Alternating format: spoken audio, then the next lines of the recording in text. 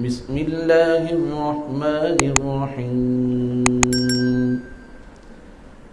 وإذ قال ربك للملائكة إني جاعل في الأرض خليفة قالوا أتجعل فيها من يفسد فيها ويسفك الدماء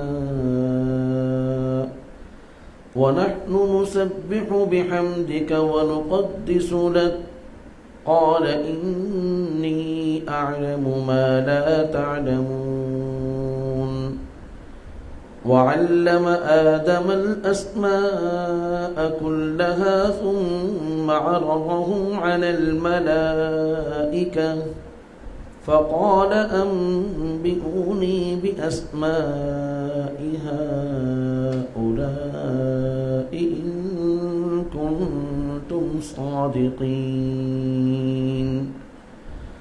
قالوا سبحانك لا علم لنا إلا ما علمتنا إنك أنت العليم الحكيم قال يا آدم أنبئهم بأسمائهم فلما أنبأهم بأسمائهم قال ألم أقل لكم إني أعلم غيب السماوات والأرض وأعلم ما تبدون وما كنتم تكتمون وإذ قلنا للملائكة اسجدوا لآدم فسجدوا إلا إبليس أبى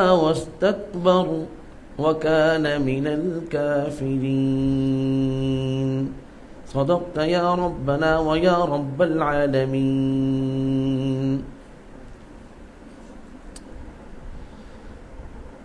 فرمایا کہ یہ بات قابل ذکر ہے کہ جب آپ کے رب نے فرشتوں سے کہا کہ میں بنانے والا ہوں زمین میں نائب، تو فرشتوں نے کہا کہ کیا آپ زمین میں ایسے کو نائب بناتے ہیں کہ جو اس زمین میں فساد پھیلائے اور خون بہائے؟ ہم آپ کی تسبیح بیان کرتے ہیں اور آپ کی تقدیس کرتے ہیں۔ فرمایا رب تعالی نے کہ بے شک میں جانتا ہوں وہ جو تم نہیں جانتے، اور آدم علیہ السلام کو تمام چیزوں کے نام سکھا دیے، پھر ان کو پیش کیا فرشتوں پر اور کہا کہ ان سب چیزوں کے نام بتاؤ اگر تم اپنی بات میں صداقت رکھتے ہو۔ تو فرشتوں نے کہا سبحانک، کہ آپ کی ذات بے عیب ہے، ہم نہیں جانتے مگر اسی قدر جس قدر آپ نے ہمیں سکھا دیا۔ بلا شبہ آپ کی ذات علم والی ہے اور حکمت والی ہے۔ پھر رب تعالیٰ نے فرمایا کہ اے آدم، اب تم ان فرشتوں کے سامنے ان چیزوں کے نام بیان کرو۔ تو آدم علیہ السلام نے ان تمام چیزوں کے نام ان فرشتوں کے سامنے بیان فرما دیے۔ تو رب تعالیٰ نے فرمایا کہ کیا میں نے تمہیں نہیں کہا تھا کہ میں آسمان اور زمینوں کے بھید کو اور ان کی چھپی ہوئی چیزوں کا علم رکھتا ہوں، اور جانتا ہوں وہ جو تم چھپاتے، وہ جو تم ظاہر کرتے ہو اور جو تم چھپاتے ہو۔ اور جب ہم نے فرشتوں سے کہا کہ سجدہ کرو آدم کو، تو سب نے سجدہ کیا سوائے ابلیس کے، شیطان کے۔ ابا واستکبر، وہ اڑ گیا اور اس نے غرور کیا اور وہ ہو گیا کافروں میں سے۔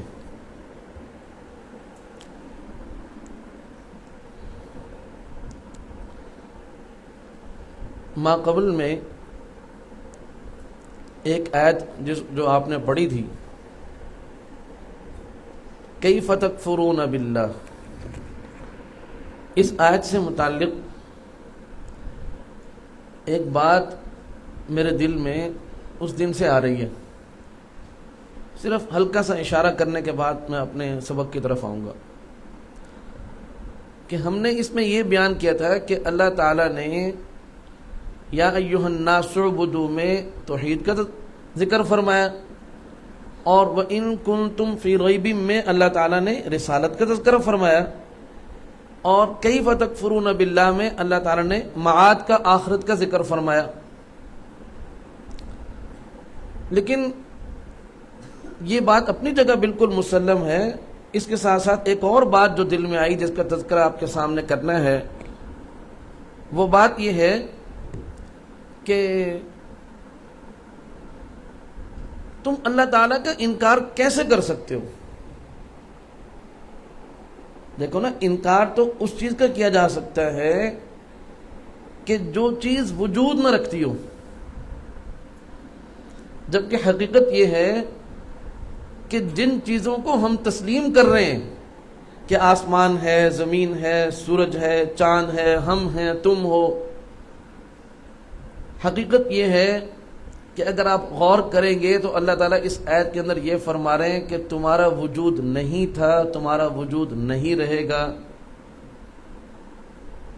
تم میرا انکار کر رہے ہو، میں تو موجود ہوں اور جتنی موجود چیزیں ان سب کا خالق اور مالک ہوں. سبحان اللہ. اب دیکھا جائے تو انسان یعنی ایک دن نہیں تھا، ایسے ہی ہے نا، اور ایک دن نہیں ہوگا. اسی طرح جتنی بھی چیزیں ہیں، آسمان ہے، زمین ہے، سورج ہے، جو چیزیں بھی ہمیں مخلوقات میں سے نظر آ رہی ہیں، وہ ایک دن نہیں تھی اور ایک دن نہیں ہوں گی، اور اللہ تعالی ہمیشہ سے ہیں اور ہمیشہ رہیں گے. کبھی اس کے وجود میں کسی طرح کی یعنی خاتمہ تو دور کی بات ہے، کسی طرح کی کوئی کمی بھی اس میں نہیں آئے گی اور تم اسی کا انکار کر رہے ہو. بات سمجھ رہے ہیں؟ تو اس کی تفصیل تو بہت زیادہ ہے، لیکن اتنی بات میں نے عرض کی ہے، باقی خود آپ اس کی تفصیل جاننے کی کوشش کریں. بات سمجھ میں آئی؟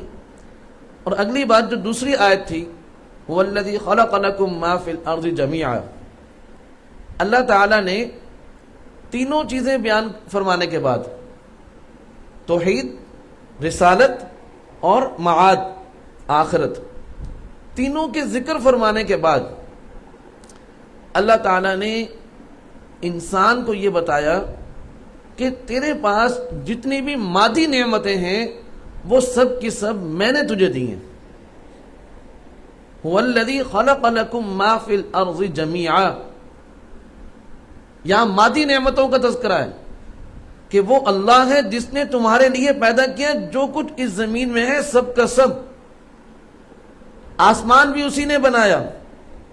تو فرمایا کہ اللہ تعالیٰ اس آیت کے اندر انسان کو یہ بتا رہے ہیں کہ تیرے پاس جتنی مادی نعمتیں موجود ہیں ان سب کا خالق بھی میں ہوں، اور ان سب کو تمہارے لیے مسخر کرنے والا، یعنی پیدا بھی میں نے کیا اور پھر وہ پیدا کر کے ان کو تمہارے لیے مسخر کر دیا، تمہارے لیے اس کو نافع بنا دیا. فرمایا یہ ان کو اس طرح کی یعنی حکم دینے والا اور ان کو اس خصوصیت کے ساتھ پیدا کرنے والا بھی میں ہوں.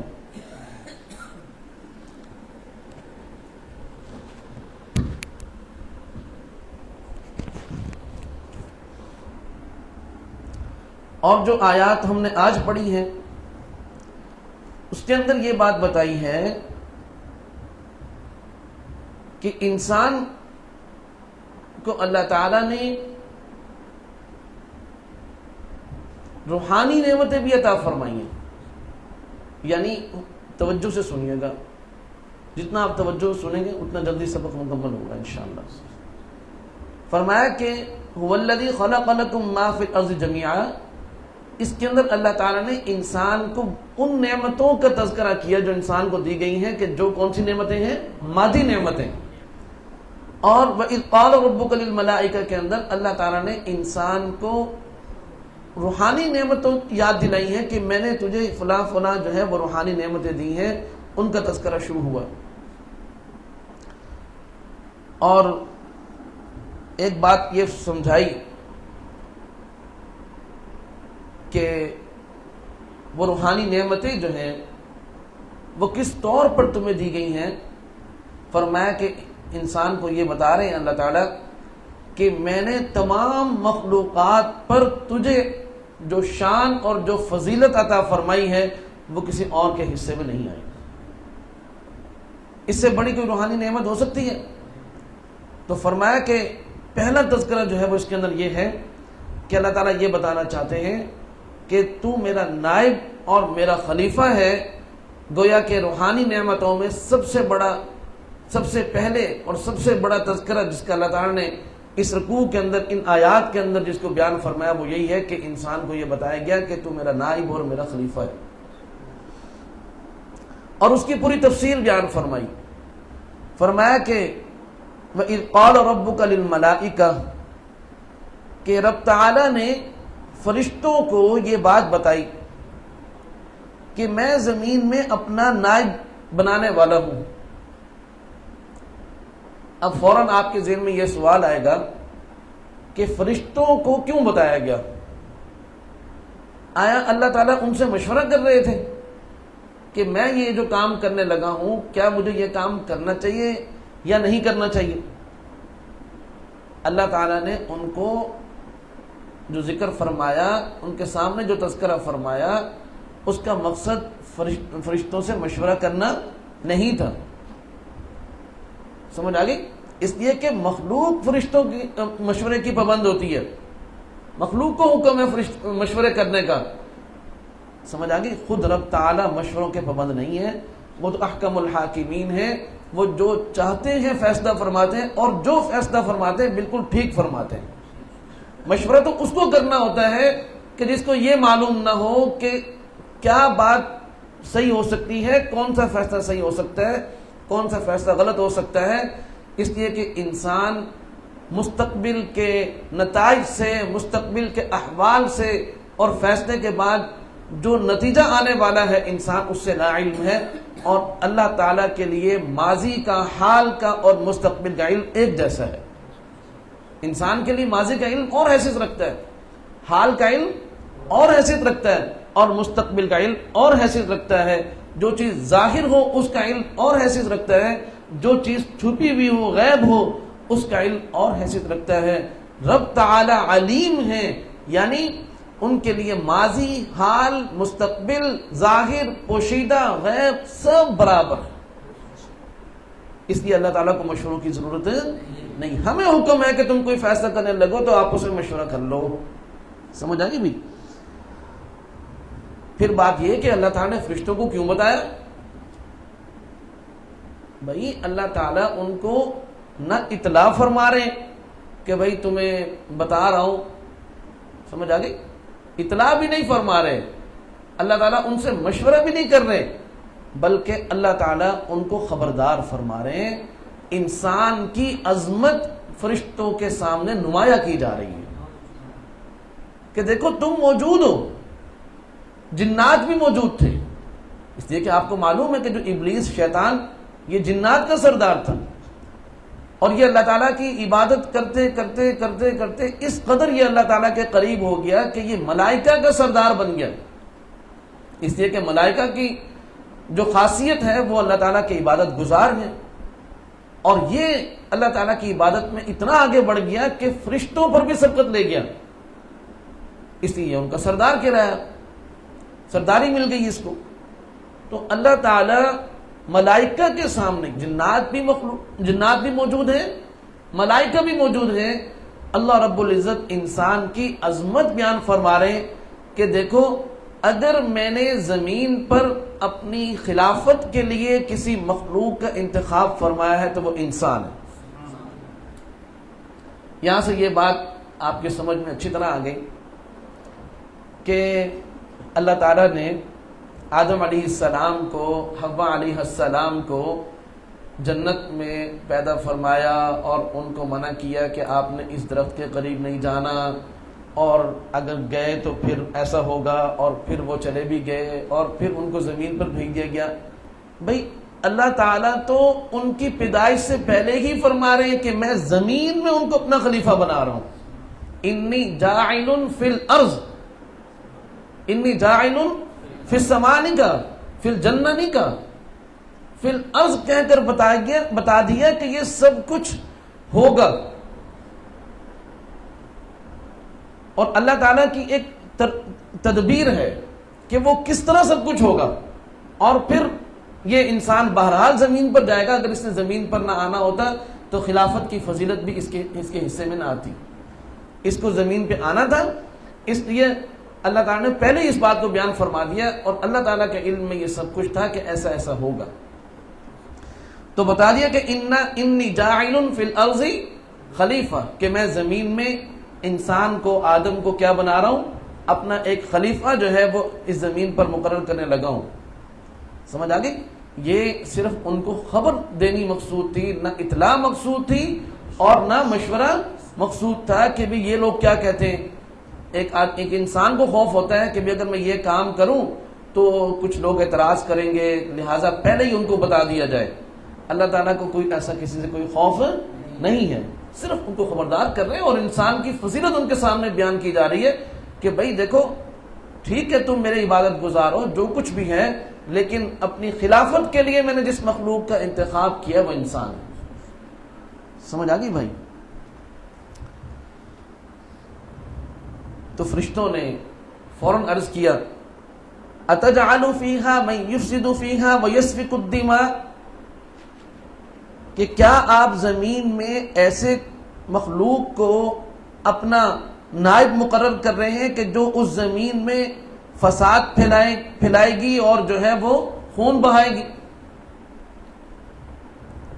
اب فوراً یہ سوال آپ کے ذہن میں آئے گا کہ بھئی وقوع سے پہلے، سمجھو بات کو، کہ وقوع سے پہلے نہ ابھی آدم کی پیدائش ہوئی، نہ زمین پر وہ بھیجے گئے، اور نہ یہاں کوئی خون بہایا گیا، نہ یہاں کوئی فتنہ فساد ہوا. فرشتوں نے قبل از وقت کیسے بتا دیا؟ جبکہ ابھی آپ نے ہمیں بتایا کہ قبل از وقت کا علم اللہ تعالیٰ ہی جانتے ہیں اور کوئی نہیں جانتا. بات سمجھ میں آ گئی؟ اصل بات یہ ہے، یہ بات ذہن میں رکھیں کہ کسی چیز کا تفصیل میں تذکرہ نہ ہونا وہ اس چیز کے عدم کی یا اس کی نفی کی دلیل نہیں ہے. کہ ایک چیز مذکور نہیں ہے لہذا جو ہے اس چیز کو تسلیم بھی نہ کیا جائے. اللہ تعالیٰ نے جب حضرت آدم علیہ السلام کی خلافت کا، زمین پر ان کی خلافت کا فرشتوں کے سامنے تذکرہ فرمایا تو اللہ رب العزت نے آدم کی ساری خصوصیات بھی ان کے سامنے ذکر فرمائی کہ بھئی آدم جو زمین پر جائے گا وہ کھانے پینے کا محتاج ہوگا، نکاح بیاہ کرے گا، اموات ہوں گی، وراثتیں منتقل ہوں گی، اس کی اولاد ہوگی، اور وہ سب ایک دوسرے کے ساتھ جڑے ہوئے ہوں گے، ایک دوسرے کے محتاج ہوں گے. یہ ساری خصوصیات بھی اللہ تعالیٰ نے اس کے سامنے، فرشتوں کے سامنے ذکر فرمائی. اور ظاہر ہے کہ جب یہ سب چیزیں ہوں گی، کہ جب ایک آدمی محتاج ہے، کھانے کا محتاج ہے، پینے کا محتاج ہے، آرام کا محتاج ہے، سمجھ آ گئی، اور اس کے اندر جو ہے وہ شادی کی طلب رکھ دی گئی. سمجھ آئی؟ صرف آدم کا تذکرہ نہیں ہے بلکہ آدم کے بعد اولاد آدم کا تذکرہ بھی ہے. ظاہر ہے اولاد آدم کیسے ہوگی؟ کہ جب آدم کا جوڑا ہوگا، آدم کی بیوی ہوگی، لہذا اب آگے اولاد آدم کی اولاد، یہ سارا سلسلہ جو پھیلے گا زمین پر، اور یہ سب ایک دوسرے کے محتاج ہوں گے، وراثتیں منتقل ہوں گی، معاملات ہوں گے، ہر ایک کی اپنی رائے ہوگی. تو آدم کے احوال اور آدم کی خصوصیات کا تذکرہ بھی اللہ تعالیٰ نے فرشتوں کے سامنے کیا. اس بنیاد پر انہوں نے کہا کہ بھی یہ سب چیزیں جو آپ بیان فرما رہے ہیں، اس سے تو یہ بات ظاہر ہے کہ جب یہ ایک دوسرے کے محتاج ہوں گے، ایک دوسرے سے ان کی ضرورتیں جڑی ہوئی ہوں گی، سمجھ آ گئی، تو اس کا نتیجہ کیا نکلے گا؟ اس کا نتیجہ یہ نکلے گا کہ بھئی یہ فتنہ فساد پھیلے گا اور ایک دوسرے کا خون بھی ہوگا. سمجھ آ گئی؟ تو اس لیے فرشتوں نے یہ بات کی. ایسا نہیں ہے کہ فرشتے غیب کی خبر کو جانتے ہیں. اس سے یہ دلیل بنا لینا اس آیت کو کہ بھئی دیکھو فرشتوں نے تو قبل از وقت سب کچھ بتا دیا کہ ایسا ایسا ہوگا. نہیں، وہ اللہ تعالیٰ نے ان کے سامنے احوال رکھے تھے اور انہی احوال کے تناظر میں انہوں نے یہ کہا کہ جب یہ سب کچھ ہے تو پھر اس کا نتیجہ یہ بھی ہو سکتا ہے. سمجھ آگے بھائی؟ تو اور ساتھ ساتھ انہوں نے ایک بات اور کہی، وَنَحْنُ نُسَبِّحُ بِحَمْدِكَ وَنُقَدِّسُ لَكَ، کہ ہم آپ کی تسبیح بیان کرتے ہیں، آپ کی پاکی بیان کرتے ہیں، آپ کی حمد کرتے ہیں، وَنُقَدِّسُ لَكَ، اور آپ کی جو ہے تقدیس، آپ کی طہارت وہ ہم بیان کرتے ہیں. سمجھ آ گئی؟ وَنَحْنُ نُسَبِّحُ بِحَمْدِكَ وَنُقَدِّسُ لَكَ. گویا سمجھو اس بات کو اچھی طرح کہ ملائکہ یہ کہنا چاہتے ہیں کہ یا اللہ، ہم آپ کے شروع سے خادم ہیں، آپ جو فرماتے ہیں ہم اس کی تعمیل کرتے ہیں، کبھی بھی آپ کے حکم کی خلاف ورزی ہم نے نہیں کی. تو اب آپ ایک ایسی مخلوق کو اپنا نائب اور خلیفہ بنانے جا رہے ہیں کہ جو فتنہ فساد پھیلائے گی، اور فتنہ فساد، خون ریزی، قتل و غارت گری، یہ اللہ تعالیٰ کے حکم کی خلاف ورزی کی صورت میں ہوگا یا اللہ تعالیٰ کے حکم کی تعمیل کی صورت میں ہوگا؟ گویا فرشتے یہ کہنا چاہتے ہیں کہ اللہ، آپ ایسی مخلوق کو اپنا نائب اور خلیفہ بنا رہے ہیں کہ جو آپ کے حکم کو معطل کرے گی، آپ کے حکم کو توڑے گی، آپ کے حکم کی خلاف ورزی کرے گی. اور ہمارا حال یہ ہے کہ ہم آپ کی تحمید کرتے ہیں، آپ کی تسبیح کرتے ہیں، آپ کی تقدیس کرتے ہیں، ہم نے کبھی آپ کے حکم کو نہیں توڑا. تو آپ نے اگر کسی کو اپنی خلافت کے لیے منتخب کرنا ہے تو ہم پہلے ہی آپ کے ہر حکم کی تعمیل کر رہے ہیں، تو آپ یہ کام بھی ہمارے سپرد فرما دیجیے. آپ کی جو نیابت ہے وہ ہم اٹھا لیں گے، ہم یہ ذمہ داری اٹھانے کو تیار ہیں.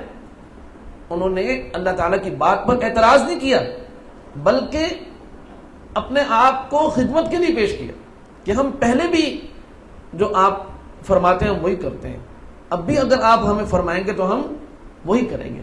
اعتراض نہیں اللہ تعالیٰ کی بات کے اوپر، لیکن یہ کہ اپنے آپ کو خدمت کے لیے انہوں نے کیا کیا کہ اگر آپ یہ چاہتے ہیں، آپ ایک نئی مخلوق پیدا کر رہے ہیں لیکن وہ تو آپ کا حکم توڑے گی، فتنہ فساد پھیلائے گی، خون پھیلائے گی، آپ کے حکم کو معطل کرے گی. سمجھ آ گئی؟ تو یہ فرشتوں نے بات عرض کی تو اللہ تعالیٰ نے فرمایا قال انی اعلم ما لا تعلمون، فرمایا کہ میں جانتا ہوں وہ جو تم نہیں جانتے. یعنی کس کو میں نے خلافت کے لیے اہل قرار دیا ہے اور کون خلافت کا اہل ہے، کون اس کا حقدار ہو سکتا ہے، یہ بات تم نہیں جانتے، میں جانتا ہوں. تمہارا اپنے آپ کو پیش کرنا، اپنے آپ کو اس کا اس کی اہلیت کے طور پر اپنے آپ کو پیش کرنا، وہ اپنی جگہ تمہاری بات ہے، لیکن تم میں وہ صلاحیت اور وہ خوبی نہیں ہے. جو صلاحیت اور جو خوبی اور جو ملکہ، جو عظمت اور جو شان میں نے انسان کو دی ہے وہ کسی اور کے حصے میں نہیں آئی. سمجھ آگئی بھائی؟ تو گویا کہ اللہ تعالیٰ نے آدم علیہ السلام کی فضیلت کو فرشتوں کے سامنے یوں بیان فرمایا کہ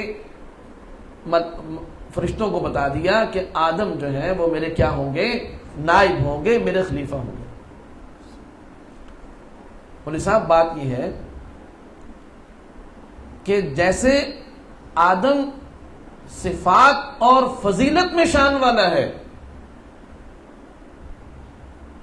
ایسے ہی آدم تخلیق میں بھی فضیلت اور شان والا ہے. سمجھے بات کو؟ دیکھیں جتنی بھی مخلوقات کا تذکرہ اللہ تعالیٰ نے فرمایا، وہ فرشتے ہوں، وہ جنات ہوں، وہ آسمان اور زمین ہو، وہ شجر و حجر ہو، بحر و بر ہو. توجہ سے سنو، نیچے نہ دیکھا کرو، میری طرف دیکھا کرو. ان سب کا جہاں اللہ تعالیٰ نے ان کی تخلیق کا تذکرہ فرمایا تو فرمایا کہ میں نے ان کو اپنے امر کن سے پیدا فرمایا. کس سے؟ وہ جو اونچا بولے، کس سے پیدا فرمایا؟ امر کن سے پیدا فرمایا. لیکن جب انسان کا آدم کا تذکرہ فرمایا تو فرمایا خلقت بیدی، کہ میں نے اس کو اپنے ہاتھوں سے پیدا فرمایا. اب جس کو اچھا، اور یہ بات سن لو، یہ مجھے اور آپ کو سمجھانے کے لیے کہ اللہ تعالیٰ جب کچھ کرنا چاہتے ہیں تو کن فرماتے ہیں اور وہ ہو جاتا ہے. یہ مجھے اور آپ کو سمجھانے کے لیے. رب تعالیٰ لفظ کن بولنے کے بھی محتاج نہیں ہے، ان کا ارادہ ہی، سبحان اللہ، ایک لفظ بول رہا ہوں آپ کو مزہ آ جائے گا، کہ ان کے ارادے کا نام وجود ہے. سبحان اللہ، ان کے ارادے کا نام کیا ہے؟ وجود ہے. یہ نہیں کہ وہ فرمانے کے محتاج ہیں، وہ تو فرمانے کے بھی محتاج نہیں ہے، ان کا جو ارادہ ہے اسی کا نام وجود ہے. مجھے اور آپ کو سمجھانے کے لیے فرمایا کہ میں کن کہتا ہوں تو وہ ہو جاتا ہے. نہیں، آپ جو چاہ رہے ہیں بس وہ ہو جائے گا. لیکن جب انسان کی تخلیق کا تذکرہ فرمایا تو فرمایا کہ خلقت بیدی، کہ میں نے اس کو اپنے ہاتھ سے پیدا کیا ہے. سمجھ آ گئی؟ تو تخلیق میں بھی انسان بھائی ایک شان اور ایک عظمت کا مالک ہے. اور یہ سبحان اللہ مولوی صاحب دیکھیں، توجہ سے میری بات سنیے گا، کہ ہم ابھی خود پچھلے سبق میں یہ بات پڑھ کر آئے ہیں کہ تم کچھ بھی نہیں تھے. کیف تکفرون باللہ وکنتم امواتا، تم مردہ تھے. کس صورت میں تھے؟ ابھی ہم نے آپ کو بتایا کہ جمادات کی صورت میں تھے، حیوانات کی صورت میں تھے، پانی کی صورت میں تھے. بتایا نا سارا کچھ بھائی. اور اس کے بعد تمہیں وجود ملا. اب انسان اگر اپنی اللہ تعالیٰ جو ہے وہ یہ ان رازوں سے پردہ نہ ہٹائے تو انسان کبھی بھی اپنے ماضی کے بارے میں نہیں جان سکتا کہ تیرا ماضی کیا تھا.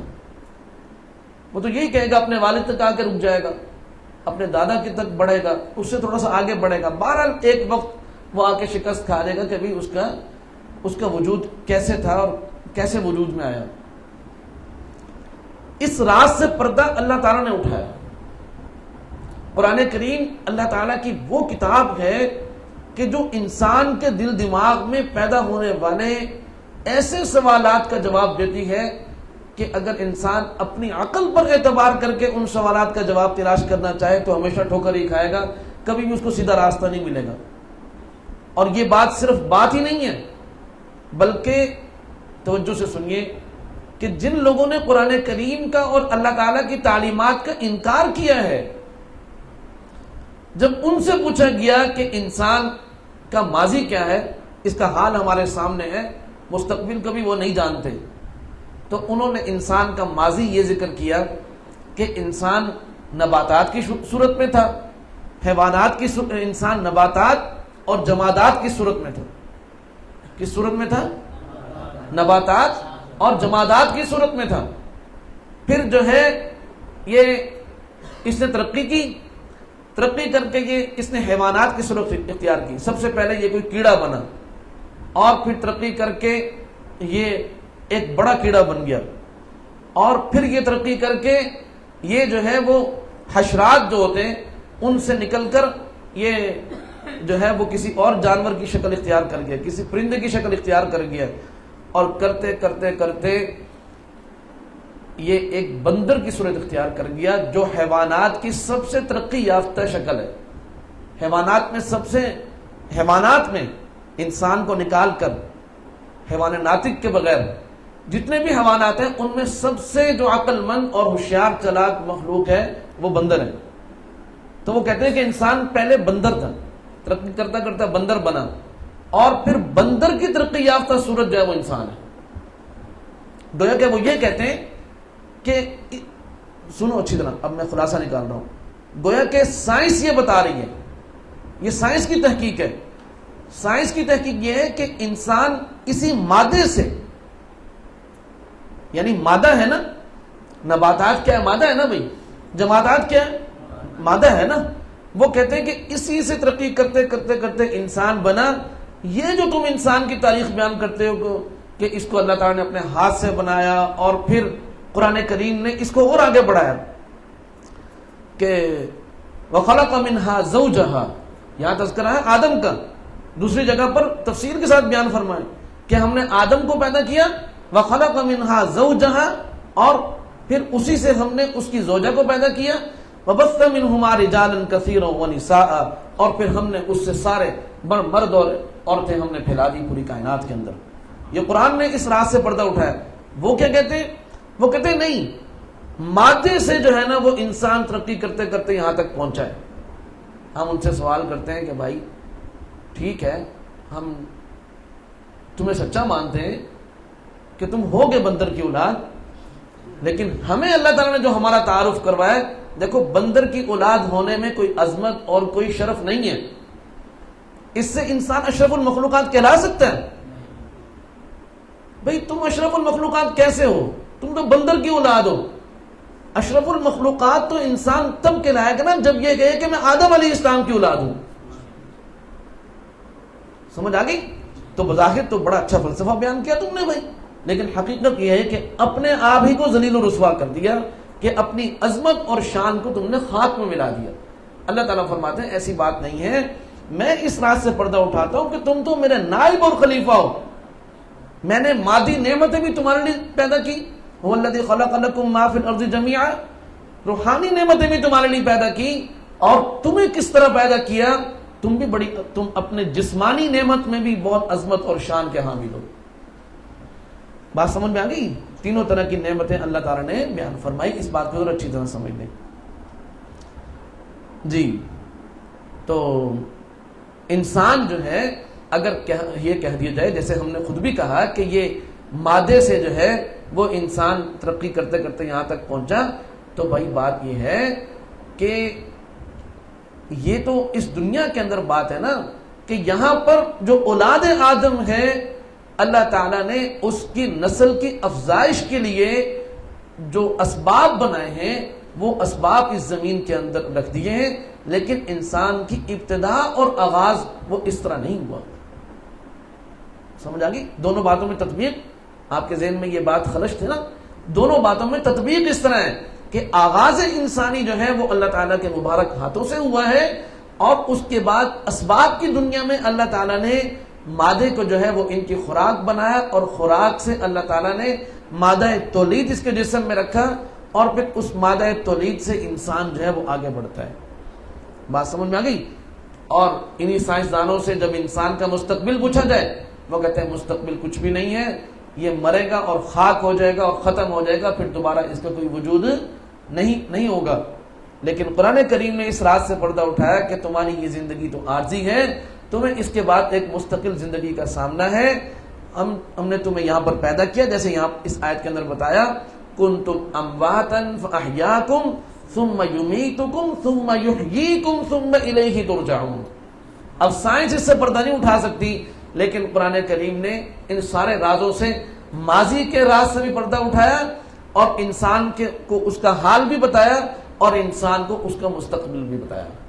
اب کتنے ہی سوالات جو انسان کو پریشان کر سکتے تھے، اللہ تعالیٰ نے ان تمام سوالات کو خوبصورتی کے ساتھ حل فرما کر حقائق انسان کے سامنے رکھے ہیں۔ کوئی ایسی گھڑی ہوئی باتیں نہیں ہیں، حقائق انسان کے سامنے رکھ دی ہیں۔ سمجھے میری بات کو؟ تو وَنَحْنُ نُسَبِّحُ بِحَمْدِكَ وَنُقَدِّسُ لَكَ قَالَ إِنِّي أَعْلَمُ مَا لَا تَعْلَمُونَ، میں جانتا ہوں جو تم نہیں جانتے۔ وَعَلَّمَ آدَمَ الْأَسْمَاءَ كُلَّهَا، فرمایا کہ پھر اللہ تعالیٰ نے آدم علیہ السلام کو تمام چیزوں کے نام سکھا دیے، تمام چیزوں کے نام اور ان کی خصوصیات، ان کی صفات، ان کے منافع، ان کے خسارے، ان کے نقصانات، سمجھ آئی؟ وہ سب اللہ تعالیٰ نے آدم علیہ السلام کو سکھائے۔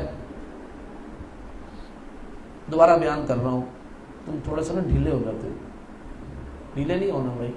وَعَلَّمَ آدَمَ الْأَسْمَاءَ كُلَّهَا، کہ آدم علیہ السلام کو اللہ تعالیٰ نے تمام چیزوں کے نام مع ان کی خصوصیات، سب کے سب آدم علیہ السلام کو بیان فرما دی، سکھلا دی۔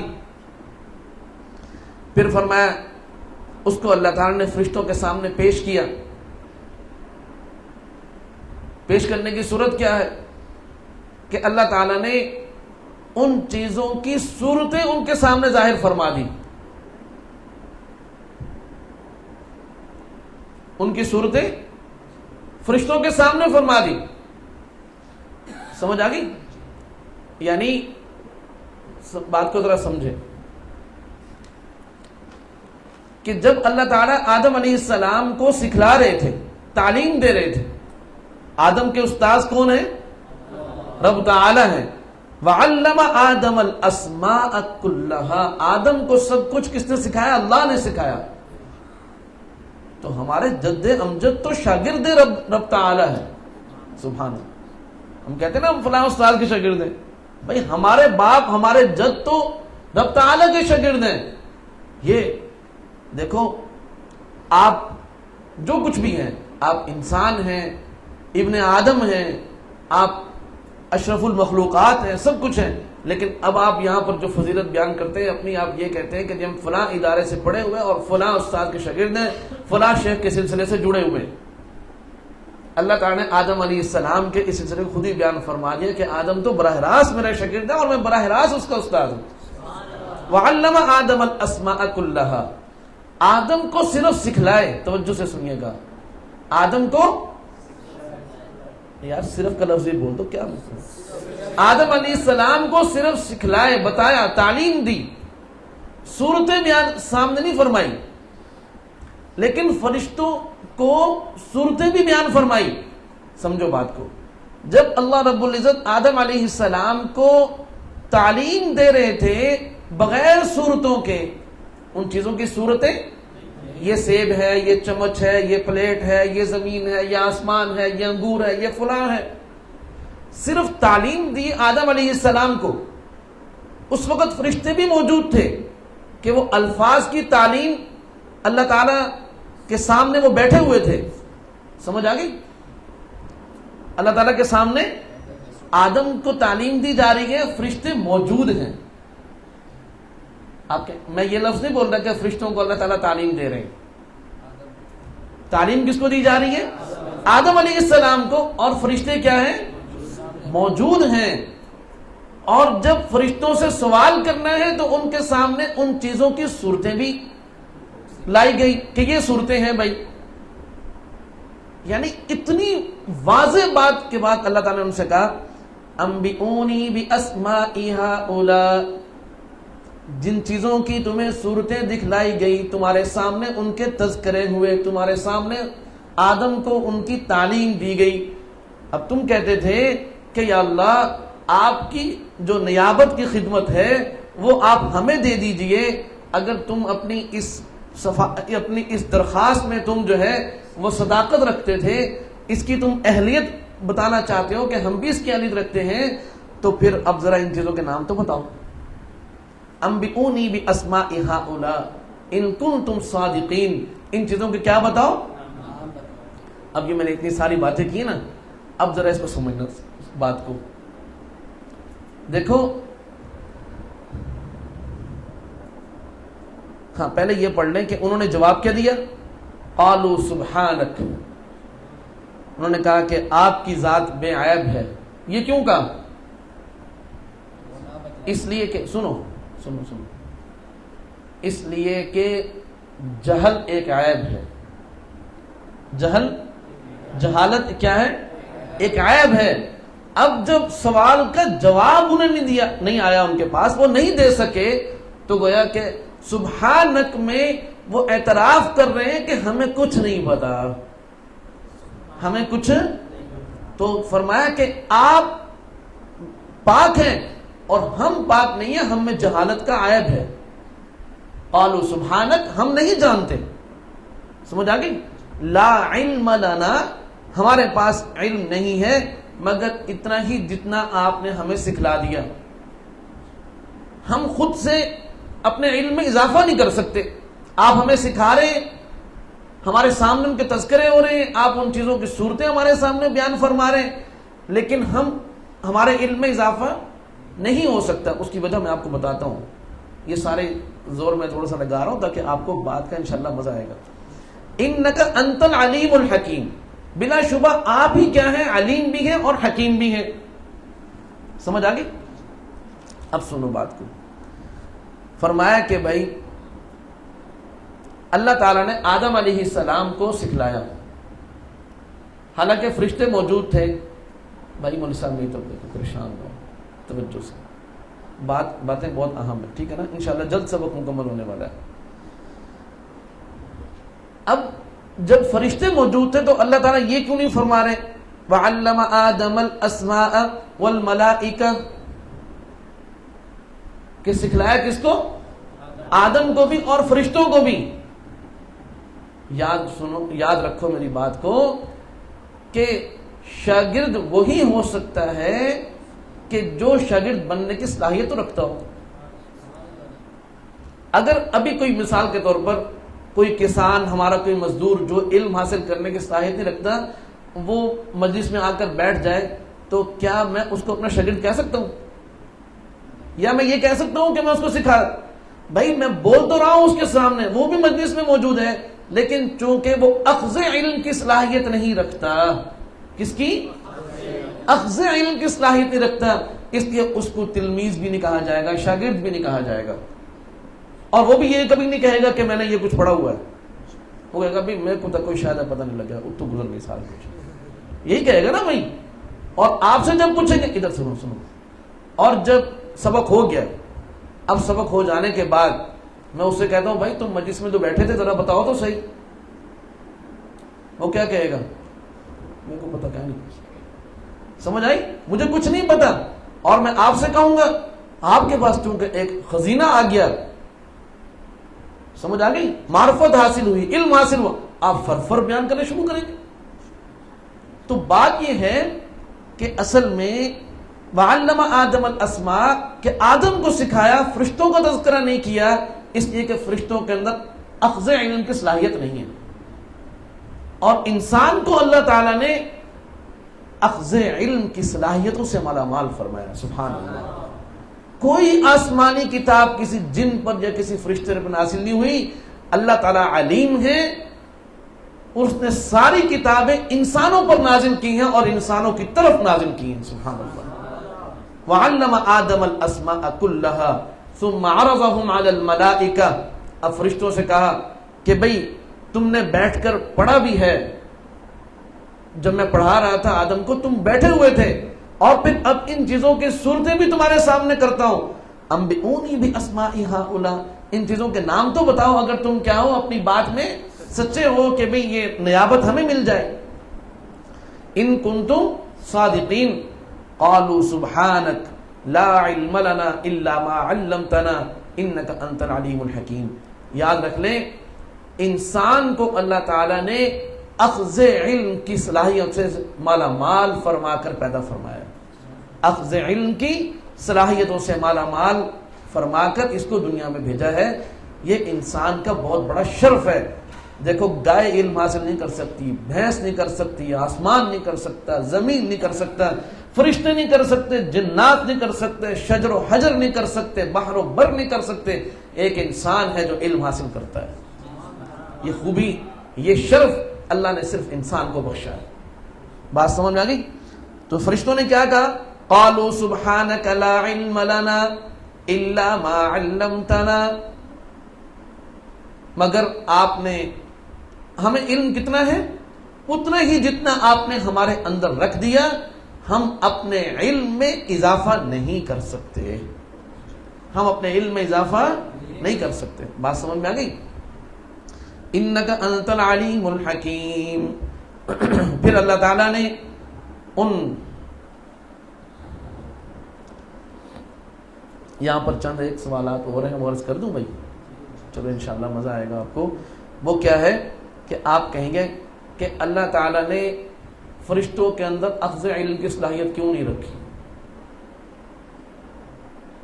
ان کے اندر بھی یہ خصوصی رکھ دیتے، وہ بھی علم حاصل کر لیتے. بات سمجھ میں آ گئی؟ تو گویا اس کا مطلب تو یہ ہوا کہ سوال کرنے والا یہ چاہتا ہے کہ اللہ آپ نے فرشتوں کو بھی انسان کیوں نہیں بنا دیا؟ بھائی وہ الگ مخلوق ہے، جنات الگ مخلوق ہے اور انسان کیا ہے؟ الگ مخلوق ہے. تو یہ نہیں ہو سکتا آپ کہیں جی اللہ تعالیٰ نے اگر فرشتوں کو یہ خصوصیت دی ہوتی تو وہ بھی علم حاصل کر لیتے، وہ بھی بتا دیتے. تو یہ تو مطلب یہ ہے کہ انسان کو اگر کوئی شرف مل رہا ہے، کوئی عظمت مل رہی ہے، کوئی شان مل رہی ہے تو اللہ تعالیٰ کی طرف سے مل رہی ہے، انسان کا اپنا تو کوئی کمال نہیں ہے۔ تو بھی ہم کب کہتے ہیں کہ انسان کا کوئی ذاتی کمال بھی ہوتا ہے؟ ہم تو کہتے ہی یہ ہیں کہ بھی کوئی بھی کمال ہے تو وہ اسی کی عنایت ہے، وہ اسی کی عنایت ہے۔ اگر اللہ پاک نہ دے تو انسان کبھی بھی با کمال نہیں بن سکتا۔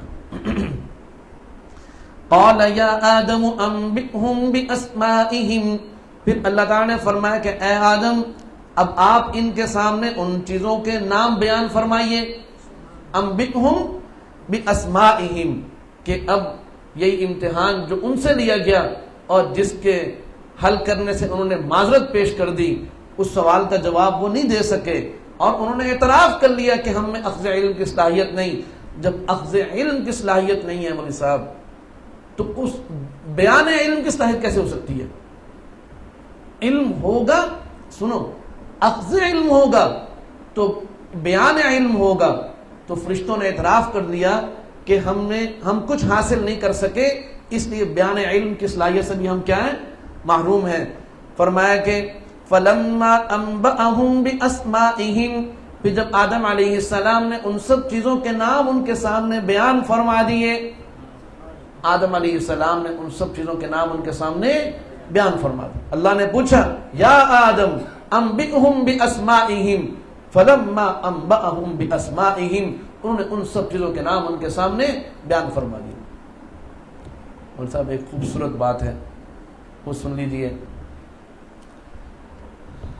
کہ کسی بھی مخلوق کے اندر، پوری توجہ ہے تو میں عرض کرتا ہوں، نہیں تو نہیں کرتا بھائی، ہاں جی ایسے نہیں دوں گا آپ کو، توجہ کرو پھر بات بتاؤں گا، مزہ آ جائے گا آپ کو، سونا بنا ہے بھائی، ادھر سنو۔ دیکھو اخذ علم کی صلاحیت بھی انسان کے علاوہ کسی مخلوق میں نہیں۔ کیا بھائی یار بولو نا، اخذ علم کی صلاحیت بھی انسان کے علاوہ کسی مخلوق میں، علم کے بیان کی صلاحیت بھی انسان کے علاوہ کسی مخلوق میں نہیں۔ اس آیت کے اندر فلما انبأهم باسمائهم کے اندر بتا دیا کہ انتقال علم کی صلاحیت بھی صرف انسان کے اندر ہے، کہ یہ علم کسی کے سامنے بیان کر سکتا ہے، کسی کو دے سکتا ہے۔ اللہ نے یہ خصوصیت بھی صرف انسان کو عطا کی۔ اللہ نے علم دیا تمام انسانوں کے سردار طبقہ انبیاء کو، طبقہ انبیاء سے وہ علم ملا ان کے اصحاب اور ان کے خلفاء کو، وہاں سے علم ملا ان کے متبعین کو، اور وہ علم آج تک موجود ہے اور قیامت تک وہ رسائے انبیاء اس کو بیان کرتے چلے جائیں گے۔ سبحان اللہ۔ فلما انتقال علم کی صلاحیت بھی، علم کو منتقل کرنے کی صلاحیت بھی اللہ نے صرف انسان کو بخشی ہے، کسی اور کو یہ شان نہیں ملی۔ سبحان اللہ۔ فلما انبأهم باسمائهم، اللہ تعالیٰ نے فوراً کہا فرشتوں سے، قال الم اقل لکم، فرمایا کہ کیا میں نے تمہیں نہیں کہا تھا، انی اعلم غیب السماوات والارض، کہ آسمان اور زمین کی پوشیدہ باتوں کو میں ہی جانتا ہوں، وَأَعْلَمُ مَا تُبْدُونَ، اور جو تم کیا کرتے ہو، ظاہر کرتے ہو، جو ظاہر تمہارے مطابق ظاہر ہے اور جو تمہارے مطابق چھپا ہوا ہے، اللہ کے مطابق تو سب کچھ ظاہر ہے۔ فرمایا کہ وَأَعْلَمُ مَا تُبْدُونَ وَمَا كُنْتُمْ تَكْتُمُونَ، فرمایا میں نے نہیں کہا تھا تم کہ جس شان والا میں نے اس انسان کو بنایا ہے وہ شان میں نے کسی اور کو نہیں دی۔ اب صاحب ایک اور بات ہے وہ عرض کرنی ہے، فرشتوں نے یہ کہا تھا وَنَحْنُ نُسَبِّحُ بِحَمْدِكَ وَنُقَدِّسُ لَكَ، ذوق ہے تو عرض کرتا ہوں، نہیں تو نہیں کرتا، ذوق کا ثبوت چاہیے۔ وَنَحْنُ نُسَبِّحُ بِحَمْدِكَ وَنُقَدِّسُ لَكَ، دوبارہ عرض کر رہا ہوں، توجہ میری طرف رکھیے۔ وَنَحْنُ نُسَبِّحُ بِحَمْدِكَ وَنُقَدِّسُ لَكَ، جب اللہ نے ان سے کہا کہ میں زمین پر اپنا خلیفہ بنا رہا ہوں، انہوں نے کہا کہ ہم آپ کی تسبیح بیان کرتے ہیں۔ سنو، تسبیح کہتے ہیں زبان سے اللہ کی پاکی بیان کرنا، اور تقدیس کہتے ہیں عقیدے میں اللہ کی پاکی کو رکھنا. وَنَحْنُ نُسَبِّحُ بِحَمْدِكَ وَنُقَدِّسُ لَكَ، ہمارے عقیدے میں بھی آپ پاک ہیں اور ہماری زبانیں بھی آپ کی پاکی بیان کرتی ہیں، اور ہمارے عمل سے بھی، کوئی رکوع میں ہے کوئی سجدے میں ہے، ہم اپنے عمل سے بھی آپ کی پاکی بیان کر رہے ہیں. لہٰذا اگر آپ کسی کو اپنا نائب اور خلیفہ بنانا چاہتے ہیں تو آپ کیوں ایسے کو بناتے ہیں جو زمین میں فتنہ فساد اور خون ریزی کرے؟ یہ کام تو ہمیں بھی سپورٹ کیا جا سکتا ہے. اللہ تعالیٰ نے اس کے جواب میں یہ نہیں کہا ذوق چاہیے آپ کا. اللہ تعالیٰ نے اس کے جواب میں یہ نہیں کہا کہ آدم عبادت میں تم سے بڑھا ہوا ہے، اگر تم ہر وقت سجدے میں ہو، ہر وقت رکوع میں ہو، کوئی ہاتھ باندھ کر کھڑا ہے، کوئی ہاتھ چھوڑ کر کھڑا ہوا ہے، کوئی قیام میں ہے، کوئی رکوع میں ہے، کوئی تشہد میں ہے، کوئی کس حال میں ہے. یہ نہیں کہا کہ آدم جس کو میں پیدا کروں گا وہ اس سے زیادہ میری عبادت کرے گا، وہ ایسے کرے گا، وہ ایسے کرے گا. اللہ نے جو آدم کی خوبی بیان فرمائی وہ علم کی بیان فرمائی کہ اخذ علم کی صلاحیت بھی اس کے اندر ہے، علم کے بیان کی صلاحیت بھی اس کے اندر ہے، اور علم کے انتقال بھی صلاحیت اس کے اندر ہے. اللہ نے فرما دیا کہ میری خلافت کا حقدار علم اور علماء ہو سکتے ہیں. علم برے اور علماء ہو سکتے ہیں. عبادت تو فرشتے بھی کرتے ہیں. عابد وارث نہیں ہوتا نبی کا. العلماء ورثۃ الانبیاء، علماء کا فرمایا کہ وہ نبیوں کے وارث ہیں. اور انبیاء کی وراثت کس چیز میں ہوتی ہے؟ وہ دینار اور درہم میں نہیں ہوتی، سونے اور چاندی میں نہیں ہوتی. یہ علم کے وہ وارث ہوتے ہیں، وہ اللہ کے علم کے، وہ اللہ کے وارث ہیں. اللہ ان کو علم دیتے ہیں، اور وہ علم کس کو دیتے ہیں؟ آگے لوگوں کو دیتے ہیں، علماء جو علم حاصل کرتے ہیں. تو فرما دیا کہ علم کی شان بڑی ہوئی ہے عبادت پر. بات سمجھ میں آ گئی نا؟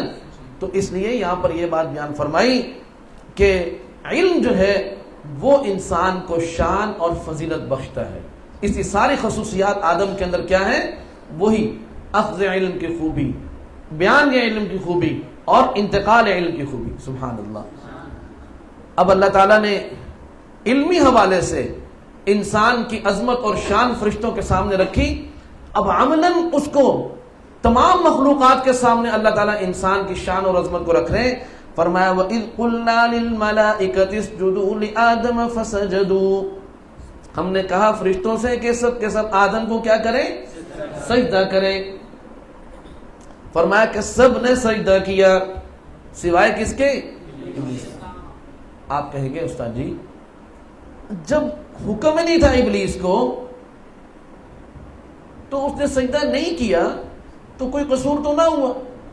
وَإِذْ قُلْنَا لِلْمَلَائِكَةِ، جب ہم نے کہا ملائکہ سے، شیطان کا تذکرہ ہے یہاں پر، کہا کس کو؟ ملائکہ کو، اور سجدہ ملائکہ نے کر لیا، بات ختم ہو گئی. ابلیس کو کہا ہی نہیں تھا تو اس نے نہیں کیا تو اس کا قصور کیا ہے؟ سن لیں کہ جو ابلیس تھا وہ ملائکہ کا سردار تھا. اللہ نے تذکرہ صرف ملائکہ کا کیا. حقیقت یہ ہے کہ اللہ نے تمام مخلوقات سے کہا کہ آدم کو سجدہ کرے. تمام مخلوقات سے کہا کہ یہ میرا نائب اور خلیفہ ہے، لہذا تم سجدہ کرو، اس کی عظمت کے آگے اپنے آپ کو جھکا دو. سمجھ آ گئی؟ اس کے سامنے سر مت اٹھاؤ. وَإِذْ قُلْنَا لِلْمَلَائِكَةِ اسْجُدُوا لِآدَمَ فَسَجَدُوا إِلَّا إِبْلِيسَ، سب نے سجدہ کیا مگر ابلیس نے سجدہ نہیں کیا. کیوں؟ وہ کہتے ہیں کہ ابا واستکبر، اس نے انکار کیا اور غرور کیا. یاد رکھ لیں، کسی کو حقیر جاننا اور اللہ تعالیٰ کے حکم کو حقیر جاننا، اللہ تعالیٰ کے حکم کو حق بات کو تسلیم نہ کرنا، اسی کا نام غرور اور تکبر ہے. سمجھ آ گئی؟ تو اس نے اللہ کے حکم کو غلط کہا کہ آپ کا سجدے کا حکم دینا ہی غلط ہے، اور میں آدم کو سجدہ نہیں کرتا اس لیے کہ یہ حقیر ہے. تو کبر اور غرور کی دونوں صورتیں، کہ انکار حق اور دوسرے کی تحقیر، وہ دونوں چیزیں اس کے اندر شیطان کے اندر جمع ہو گئی. بات سمجھ آ گئی؟ ابا واستکبر وکان من الکافرین، اور ہو گیا کس میں سے؟ کافروں سے. کیا کہتا ہے؟ قال انا خیر من، کہ میں تو اس سے بہتر ہوں. خلقتنی من نار وخلقتہ من طین، آپ نے مجھے آگ سے پیدا کیا اور اس کو مٹی سے پیدا کیا. وہ مادہ تخلیق کے اوپر چلا گیا، خالق کے اوپر. خالق کو نہیں دیکھ رہا. میرا مادہ آگ جو ہے وہ مٹی سے افضل ہے، مٹی رزیل ہے اور وہ بچھی ہوئی ہے. آگ بلند ہوتی ہے، لہذا آگ بلند ہوتی ہے تو مجھے بلند ہونا چاہیے. سمجھ آ گئی؟ اور مٹی رزیل ہے تو آدم مٹی سے بنایا گیا، اس کو میرے سامنے جھکنا چاہیے، نہ یہ کہ میں اس کے سامنے جھکوں. وہ مادہ تخلیق کو دیکھ رہا ہے اور اس مادے کا جو خالق ہے، جو خود تیری ذات کا خالق ہے، اس کو نہیں دیکھ رہا. یاد رکھ لیں، جس نے سچا علم حاصل کیا، سچا علم، پھر اس علم کی اطاعت کی، اس کو تسلیم کیا، وہ کبھی گمراہ نہیں ہوتا. کثرت عبادت ہو اور جو ہے وہ صحیح علم نہ ہو، یا اس علم کے بعد اس پر عمل اور اس میں جو احکامات یہ کہ اس کی اطاعت نہ ہو، تو یاد رکھ لینا کہ وہ انسان گمراہ ہو جاتا ہے. سمجھ آ گئی؟ تو شیطان بہت بڑا عابد تھا، سمجھ آئی، لیکن اس کی عبادت اس کو گمراہی سے نہ بچا سکی، بلکہ اسی عبادت نے اس کو متکبر بنا دیا. سمجھ آئی؟ ابا واستکبر وکان من الکافرین. وہ کہتے ہیں نا کہ آدم، وہ نعوذ باللہ، کہ ابلیس جو تھا وہ عالم بھی بہت بڑا تھا اور عابد بھی بہت بڑا تھا، عارف بھی بہت بڑا تھا، بس کہیں کا عاشق نہیں تھا. عالم بھی تھا، عابد بھی تھا، عارف بھی تھا، اللہ تعالیٰ کی معرفت بھی بہت رکھتا تھا، لیکن اللہ تعالیٰ کے عشق میں مبتلا نہیں تھا، اس لیے محروم ہوتا. جو عاشق ہوتے ہیں، سمجھ آ گئی، وہ کبھی بھی گمراہ نہیں ہوتا. اللہ پر جان دینے والا، مر مٹ جانے والا، وہ کبھی بھی گمراہ نہیں ہوتا. وَكَانَ مِنَ الْكَافِرِينَ، اور وہ ہو گیا کس میں سے؟ کافروں میں سے ہو گیا. يا نفس إن لم تظفري لا تجزعي وإلى